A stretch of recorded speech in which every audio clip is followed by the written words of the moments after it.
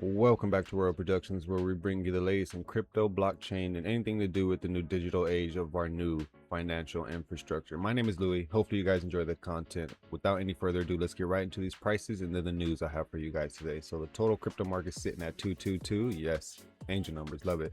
Fear and Greed sitting at 37, Bitcoin 65, Ethereum 1900. Both of these are struggling with major key levels. Ethereum 2000, Bitcoin 66, 67. We'll look at the chart in a second, okay? XRP sitting at $1.11, Solana 76 cents. If you guys want to see the rest of these markets, pause it really quick. Let's head over to the price of Bitcoin. We've been looking at this chart for a while now. It's inside of the emoji cloud. Remember, always do your own research, your own charting. What works for you might not work for the next person. Let's slide this over so we can stay present. Okay, so here we are. As we covered before, it's hit these key levels almost every time. And if you guys don't know what I'm talking about, head over to my channel and see exactly what we're talking about, okay? We cover the news every day. So remember, like, subscribe, and also share with others who might enjoy this information. So it looks like we're going to come down to either this 61% or maybe even this 38, but we didn't even touch this marker here, which is a 67,203, which I think is a psychological level, but we'll see. We could just shoot up past this, but we're in the cloud now, so I think we're going to drop out of the cloud and then hit the cloud again and then push out of it, but we'll see. Remember, always do your own charting. This is my crazy flipping chart. All right, moving on. Ripple makes CNBC's 2026 top fintech list as digital asset enter an institutional error. All right. A BlackRock, Coinbase strategy and group are pledging 15 million to prepare Bitcoin for quantum threats. All right. They're trying to stop Bitcoin from being attacked by quantum threats. All right. I think this is good.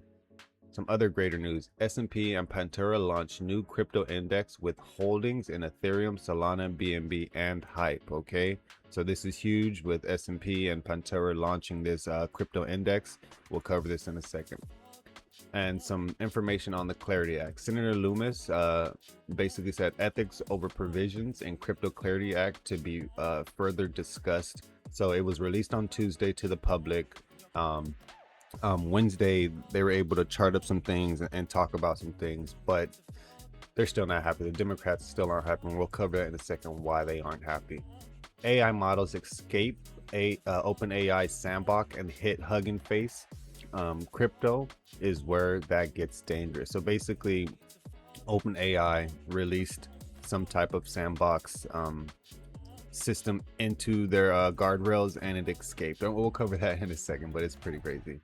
And onto some heavier news. Remember, always do your own research. Articles will be linked down below. BitMEX, the exchange that invented preps is shutting down. So perpetual markets are huge in crypto right now, but BitMEX, the co-founder Arthur Hayes in 2014 redefined the global crypto market by introducing the 100x leverage perpetual swap. So this will be shutting down. I'll let you guys know when, coming up in a second.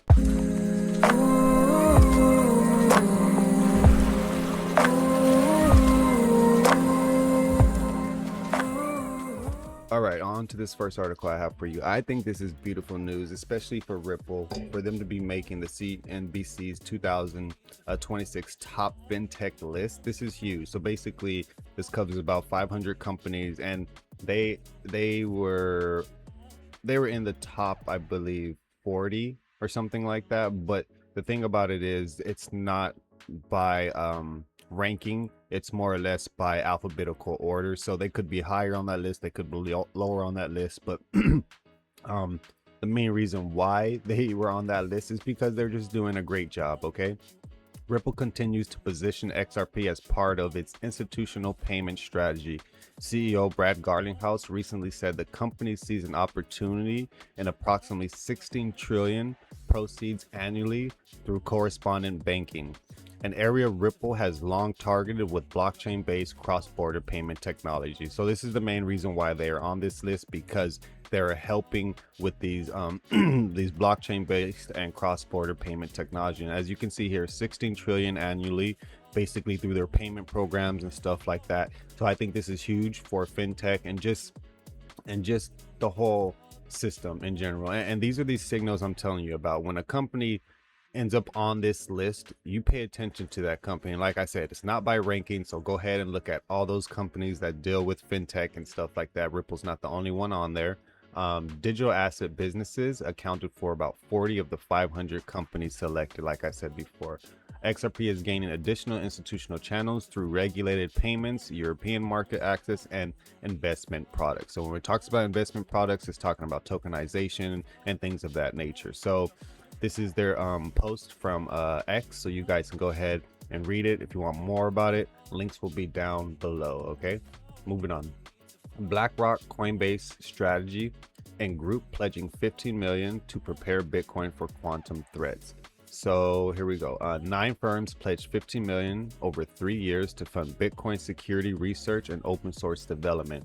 Members will direct funding independently, with consortium taking no role in Bitcoin governance or protocol decisions. So they are focusing on the security of Bitcoin, nothing to do with the governance or the protocol decisions. And a lot of people would be scared when you see these names getting into Bitcoin. It's like Bitcoin was originally created, quote unquote, for the people to help them escape the system, but now you have these major institutions coming in to help support that system. So you know what I mean? It's a slippery slope when we talk about being your own bank, when we talk about like digital assets and holding your own keys and your own crypto.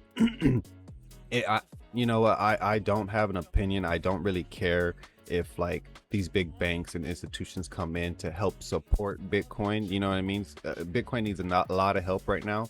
But basically the crypto participants, including BlackRock, Coinbase Strategy, Anchorage Digital, ARK Investments, Blockstream, Fidelity Digital Assets, and Galaxy. Those names alone should let you know enough about what's going on here. And I think quantum computing is very important, especially once we get into this right here. We'll cover that. AI. We'll cover that in a second, but this is huge for Bitcoin. And you know, I'm not saying it's a good investment. I'm saying that it's actually going to make it better, because we know these markets move when Bitcoin moves. So if we're able to get rid of the threats, if we're able to get rid of all the BS that happens with Bitcoin, then hopefully we can see something like a store of value or even digital gold. But we'll see. And I think this is what they're working on. I've had my opinions before where I thought Bitcoin wasn't going to make it, but when they're putting so much money and so much energy into trying to save Bitcoin, I think it might stick around for a little bit longer than I expected. But we'll see. Remember, always do your own research. Okay. S&P and Pantera launch a crypto index with holdings in Ethereum, Solana, BNB, and Hype. And I'm gonna scroll down here. If you guys want more, remember it's down below in the links. So I'm gonna go down here. Basically, with the S&P Pantera Digital Asset Index, we bring the same discipline to digital assets. Clay said she added that the index would help investors focus on fundamentals. Remember, like this market, blockchain right now and crypto, it's cluttered because you're dealing with assets that do things with cross-border payments, with tokenization infrastructure, with helping companies build their own protocols and stuff like that. And all that is kind of added into the network without you being able to really see the fundamentals of a certain asset.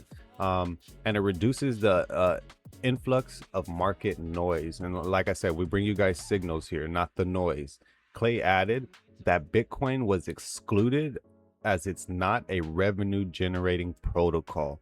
Okay, so they said it themselves. I didn't say it, but this is not going to be part of the index. And, you know, they have the reasons for that. So yeah, check it out.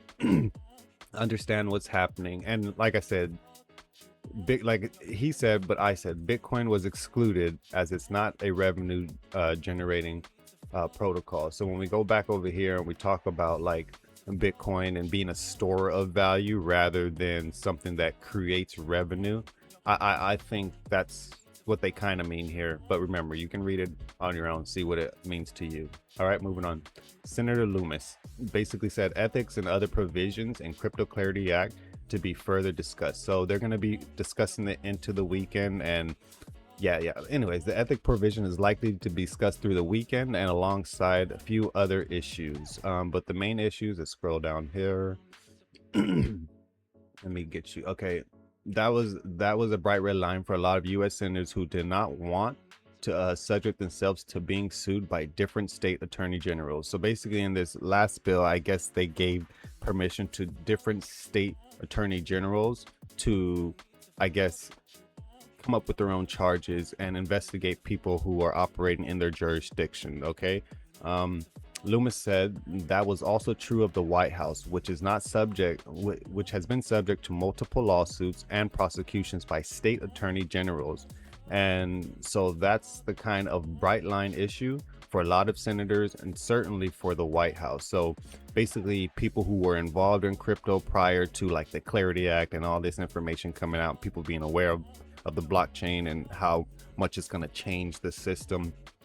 People were already in these loop, and a lot of people complain about like some of these senators and people investing in stocks and crypto and all that stuff. Listen, I understand that, but all of us have an opportunity now to be aware of what's happening and invest. So we're in a lucky position not to be, you know, in a Senate seat or president or anything like that, where we can invest in these things before all these regulations happen. We covered yesterday how Russia is only allowing 3,800 per intermediary like exchanges for each person and individual, and I think that's crazy. But basically, President Donald Trump's crypto business ties includes to a meme coin company that issues a coin named for the presidential and stablecoin issuers. So this is a big no-no for, I guess, the right, where it's like we don't want to be sued, you know, for being ahead of the game, you know, and it's kind of hard because I agree with it, but then I don't agree with it because it's like nobody wanted crypto. Nobody was even thinking of the blockchain until it's one of them things where it's like in the Matrix, where it's like, watch out for that vase, and then you turn and you knock over that vase. Well, what vase? This is exactly what I see happening. But I appreciate Senator Loomis for being on the side of, you know, the consumer, us, because this is exactly how it is. And I don't want to get into sides, right versus left. It doesn't even matter. Let's just get this Clarity Act signed, and then we can fix it later. That's what I think, but we'll see. All right, moving on. AI models escape OpenAI Sandbox and hit Hugging Face. Crypto is where it gets dangerous. So let's go down here. All right, here we go. OpenAI disclosed experimental version of its ChatGPT model with safety guardrails lowered, escaped the test environment, and compromised Hugging Face live infrastructure by exploiting previously unknown vulnerabilities. The incident demonstrates that advanced AI systems, when directed to win hacking-style challenges, can autonomously chain together flaws, stolen credentials, and infrastructure weaknesses to reach production systems. So it didn't matter how these AI systems would win. They just told them to win. Do whatever you can to win. So it basically stole credentials, it exploited infrastructure weaknesses, and reached to reach a production system. So I think this goes hand in hand with this other article we covered where it talks about quantum threats and stuff. Right now we have AI models. Imagine a QI model, you know what I mean, or QAI, where it's quantum intelligence rather than artificial intelligence. So that's just a term I came up with in my head the other day. So QAI, I guess. But they were able to, so let's just read here. So AI Development Labs, OpenAI, disclosed on Tuesday that the group of its models, including the publicly available ChatGPT 5.6 Sol and a more capable unreleased system, broke out of a controlled test environment and compromised the production infrastructure of Hugging Face, the company that hosts much of the open source AI world. So someone could have got a hold of it because it was released into the wild. And you know, AI is one of them things where it's like, I use it, I love AI and how it works, but it could be dangerous. Like I said, if it enters a crypto market, where everything's online, it could literally exploit the whole market based off how it operates. And we just covered here how it's able to steal credentials and exploit infrastructure weaknesses and stuff like that. And AI is able to find these flawed parameters and get through them. But basically, be aware of what you're getting involved in. Understand, we're at a pivotal point right now where it's either, I don't think we can control AI, but we need to set the proper guardrails. And I don't know. I just feel like at this point, release the AI, because I think we're just milking it. But anyways, I'm not going to go too far into that. Anyways, moving on. BitMEX, the exchange that invented preps is shutting down. BitMEX co-founder Arthur Hayes in 2014 redefined the global market by introducing 100x leveraged perpetual swaps. So basically, they will be shutting down operations on September 23rd, 2026, and urging users to close position and withdraw funds immediately.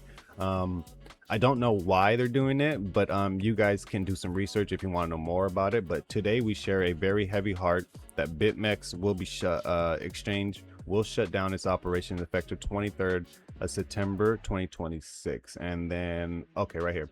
Users who fail to withdraw their assets by the deadline will face automatic financial penalties, as the exchange will charge a monthly maintenance fee of $50 or an annualized 1% levy on their assets, the exchange said in an email to all the account holders. So if you guys are holding funds and BitMEX, make sure you guys take them out before September 23rd, 2026. Or if you're using BitMEX to do some trading, just know that things will be changing. They will be shutting down as of September 23rd. Okay, so hopefully you guys enjoy the information for the day. My name is Louis. I'm out of here. Peace.